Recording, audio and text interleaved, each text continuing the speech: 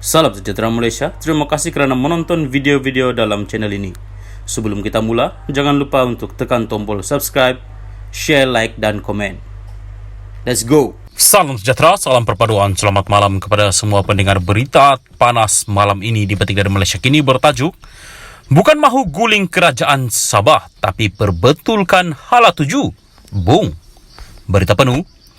Pengurusi UMNO Sabah Bung Mukhtar Radin hari ini menafikan tindakan yang diambil sebelum ini bertujuan untuk menggulingkan kerajaan pimpinan Ketua Menteri Haji Jinor. Sebaliknya, kata Bung, dia hanya mahu memperbetulkan hala tuju politik di negeri itu. Penggulingan dan pembentukan kerajaan adalah lain. Mengguling kerajaan ini berniat jahat, tetapi tujuan kita ini adalah untuk membetulkan hala tuju politik agar rakyat dan Sabah itu menjadi sebuah negeri yang mampu untuk dibangunkan. Sebaliknya, mengguling ini maknanya membinasakan. Jadi, mesti ada definisi berbeza. Jadi, kita tidak pun mengguling. Apa yang kita buat adalah untuk menentukan rakyat Sabah itu mendapat tempat yang sebenarnya oleh pemerintahan pada ketika ini, katanya kepada pemberita selepas ucapan dasar Presiden di Pusat Dagangan Dunia WTC di Kuala Lumpur hari ini. Kata Bung, pergolakan politik di negeri itu tidak akan selesai memandangkan pembentukan kerajaan negeri pada peringkat awal adalah membabitkan UMNO dan PN. Dan ini menjadi satu persoalan. Jadi, tak apa orang mahu komen politik, kita main politik, katanya. UMNO Sabah sebelum ini menarik balik sokongan terhadap kerajaan pimpinan Haji G. Gabungan Rakyat Sabah GRS bagaimanapun berjaya mempertahankan kepimpinannya dengan sokongan 5 adun UMNO dan 7 adun PH. Haji G kemudian merombak kabinetnya dengan membawa masuk 2 adun PH, Christina Liu, Api-Api, Pong JZ, Luyang dan James. Bung yang juga timbalan Ketua Menteri digantikan dengan Shah Helmi. UMNO Sabah bagaimanapun tidak mengiktiraf kabinet baru itu dan mendakwa Haji Jinor membeli 5 wakil rakyatnya. Bung Mukhtar berkata 2 pembelot iaitu Adun Tanjung Keramat Shah Helmi Yahya dan James Ratib Sugut tidak mendapat kebenaran untuk menyertai kabinet Haji G. Sementara itu mengulas tindakan terhadap 5 adun UMNO yang didakwa disogok dengan jawatan menteri, timbalan menteri dan kedudukan dalam syarikat berkaitan, kerajaan Bung Mukhtar berkata UMNO akan memutuskan sebarang tindakan yang akan dikenakan kepada mereka. Ia akan ditentukan oleh parti dan kita tunggu apa yang parti boleh lakukan untuk kelima-lima yang bertindak di luar jangka itu, katanya ringkas.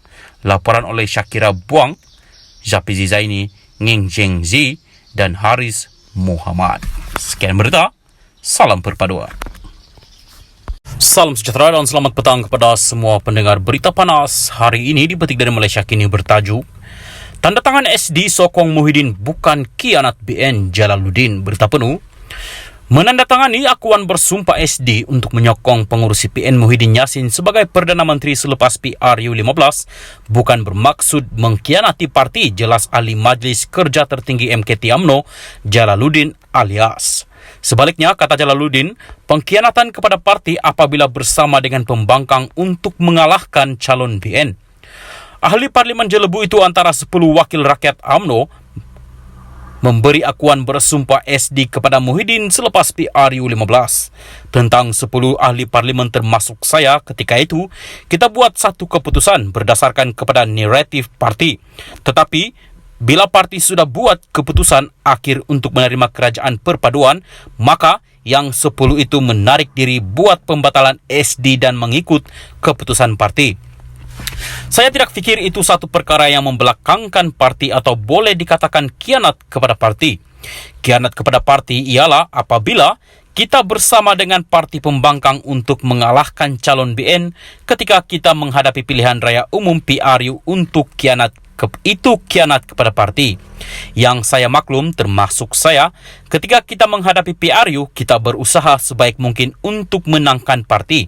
Katanya, ketika ditemui pada Perhimpunan Agung UMNO 2022, PAU 2022, di Pusat Dagangan Dunia WTC Kuala Lumpur hari ini. Semalam ketika taklimat Presiden pada PAU 2022 mendedahkan 10 ahli Parlimen UMNO yang menyerahkan SD sokongan kepada Muhyiddin sebagai Perdana Menteri. Jalaluddin antara 10 ahli parlimen UMNO yang menyatakan sokongan kepada Muhyiddin. Bagaimanapun, SD sokongan terbabit ditarik balik selepas BN membuat keputusan bersetuju untuk menyertai kerajaan perpaduan. Jalaluddin berkata dia yang bertanding atas tiket BN akur dengan apa juga keputusan ditetapkan oleh parti. Saya bertanding atas tiket BN. Bila parti buat keputusan, kita akur. Saya tak nampak sudut negatif dalam ucapan presiden atau timbalan presiden. Ini ucapan yang lebih realistik, futuristik, dan memiliki visi yang menampakkan perjalanan ke hadapan yang lebih jelas. Bila parti sudah buat keputusan bahwa ini keputusan parti untuk menerima Pakatan Harapan PH sebagai sebahagian gabungan dalam kerajaan perpaduan, kita okey dan tarik SD berkenaan. Kecuali bila parti dah buat keputusan, kita masih kekal dengan pendirian itu sudah khianat pada keputusan parti, katanya lagi.